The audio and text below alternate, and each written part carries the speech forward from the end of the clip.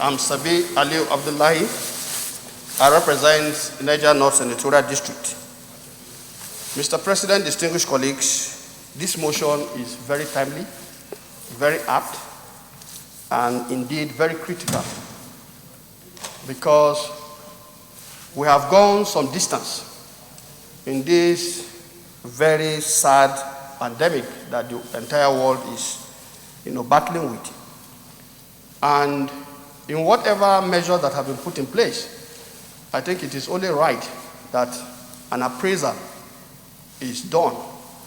And if what we're hearing and what we're seeing across the entire country is anything to go by, then it is very, very unfortunate and sad also to say that we are not yet through the very tortuous part of definitely flattening that curve so that we can contain this monstrous coronavirus. Mr. President, distinguished colleagues, this issue is very clear and very simple, but of course complex because it is happening in a society that is made up of different people with different beliefs and understanding. 2 to 3 things are currently happening, Mr. President, distinguished colleagues. While some states are very serious, and I mean very serious, with the lockdown and all the measures being put in place, you see some other parts of the country taking it as just a child's play and making fun out of every situation that they have seen. And the implication is that you now see clearly how the virus is moving in terms of the community transmission we are talking about. Because right now we are not talking about anybody importing this virus. The virus is already here in Nigeria. All that we are dealing with now is community transmission. And it is the behavior of the individuals that makes up the various communities that will determine whether we will be able to flatten the curve or we will get an escalation. And if you take a critical look at the numbers, as contestable as they may be to some people, you will see that as at 1st of May, there was a spike. After some very low moments, there was a very huge spike. And if you look at it, it went so up that that was the day we had the highest number of more than 400 infections across the entire country. And that is what normally happens. Experts have warned us about it. When you take off the lead, what happened?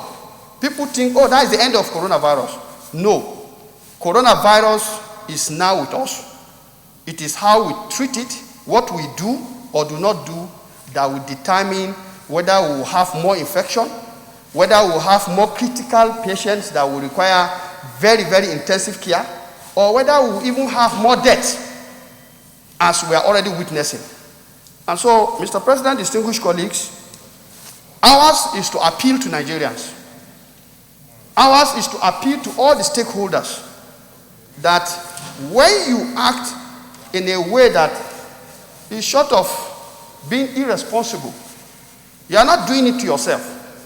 You are infecting your family, you are infecting your neighbor, you are infecting your community, you are infecting your friends, and we have to find a way of getting those who are taking this thing very unseriously to know that this matter is a little bit of a serious matter. And I think, Mr. President, distinguished colleagues, the facts are very clear. We know the testing being done by NCDC is not the best of what we think it should be. And you cannot blame anybody for this, because all over the world, this issue of testing is... Deputy Chief, you can round up now. The point I want to make, Mr. President, distinguished colleagues, is ours should be a very strong appeal, because the best we can do now is to appeal to the consciousness of our citizens to take this thing very seriously, and then call on government to perhaps intensify the issue of palliatives that will help people to cushion the effect of this lockdown. Thank you, Mr. President. Deputy Chief will be the timekeeper. Distinguished colleagues, I have an appeal to make.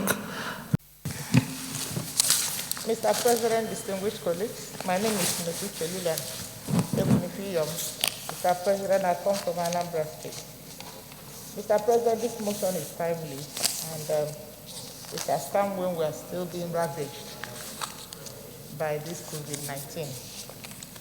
Mr. President, first of all, let me commend the federal government team led by SGM for constantly briefing us on the happenings in the country with regards to COVID-19.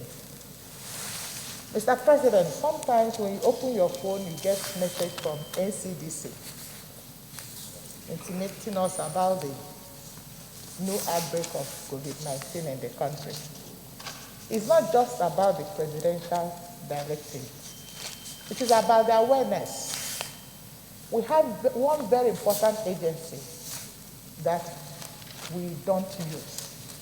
We have National Orientation Agency, Mr. President, and I believe the core mandate of that agency is to constantly update Nigerians on issues concerning their welfare. Mr. President, interstate movement is a major problem we have concerning this COVID-19. But most times, the citizens are not even aware of the dangers inherent in moving from one place to the other. Mr. President, many communities, many states are interlinked one way or the other. The security agencies are usually on the highways. They are not in the remote areas where the movement is more. The movement is not even on the major roads. It's by all these small internal roads that people move from one place to the other. Therefore, we can only apply discipline and continue to beg Nigerians. Let them understand the danger inherent in that movement in spreading the COVID-19. Mr. President, I've been looking at the mitigations put in place by different state governments in ensuring that they have equipped facilities where people can be quartered. But I haven't seen the awareness for people to even understand and know the first aid they can apply to themselves. Please round up.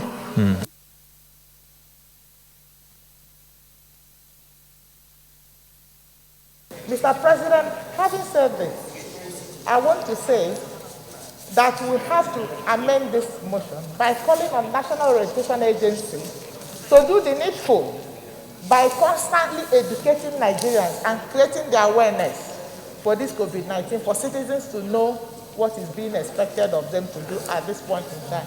Mr. President, thank you. Senator Stella Odua. Thank you. 1 minute only. Dear colleagues, my name is Stella Odua. Mr. President, this is a very wonderful bill and actually is self-explanatory to the extent that on paragraph 234 contains the essence of the bill, which says that there is already that there's already an existing law that mandates people not to crisscross across the country. And literally what we need to do is to ensure that the law enforcement agencies do what they are supposed to do. And that is to ensure that the law which is in place is being complied with by every citizen of the country. It's just as simple as that is. So I think whom we should be directing our prayers to and instructions or directive to should be the police and all the law enforcement agencies to intensify their border control within the states. And if that is not done, then we're exposed. Innocent people's lives are exposed. It's bad enough that states lack testing centers. Now, when you have contaminated people, so to say, coming to what is already contaminated, it becomes too porous. So I think it's important that enforcement of this existing law should be emphasized. Maybe what the Senate ought to do is to write to the Inspector General of Police to ensure that if he's not aware, and he should be aware that there is a standing instruction, there is a standing law, and this law must be implemented. Mr. President, I think this is a very straightforward motion, and I want to thank the mover of this motion because it makes a whole lot of sense. Thank you. Is there anybody against the motion? It's popular that we go to the prayers. We'll go to the prayers and I'll put the question. Prayer 1. Condemn in strongest terms the barefaced breach of the presidential order on interstate movements. Those in favor of this prayer say aye. Those against say nay. The ayes have it. Prayer 2. Enjoin Nigerians to strictly comply with these orders for their own safety and to quicken the nation's victory over the COVID-19 pandemic. Those in favor of this prayer say aye. Those against say nay. The ayes have it. Prayer 3. Direct the Inspector General of Police, Commandant General of the Nigeria Security and Civil Defense Corps, and heads of all security agencies charged with enforcing the ban on interstate travel to investigate the alleged complicity of their officers in the breach of the curfew and ban non-essential interstate travels and bring to book anyone found wanting. Those in favor of prayer 3 say aye. Those against say nay. The ayes have it. And prayer 4. Direct the Inspector General of Police and the Commandant General of the Nigeria Security and Civil Defense Corps to fully enforce presidential orders on curfew and ban on non-essential interstate travel, as well as ensure that their various commands cooperate with the respective state authorities in enforcing the presidential orders and other protocols aimed at rolling back the COVID-19 pandemic. Those who have this prayer say aye. Those against say nay. The ayes have it. But let me join our colleagues who contributed to this debate on the motion to thank Senator Ike Ekweremadu for this very important motion. There is need for total enforcement of the ban on interstate travels. Apparently, there is so much breach, and it appears like we are helpless. Our security agencies who are supposed to enforce this, in most cases, appear to look helpless. They need to sit up. This is a very serious challenge, health challenge to our country. But beyond interstate, even the observance of social distancing, the hygiene and other protocols sometimes suffer inside the states. I think it is very important that citizens do this because this is for our sake.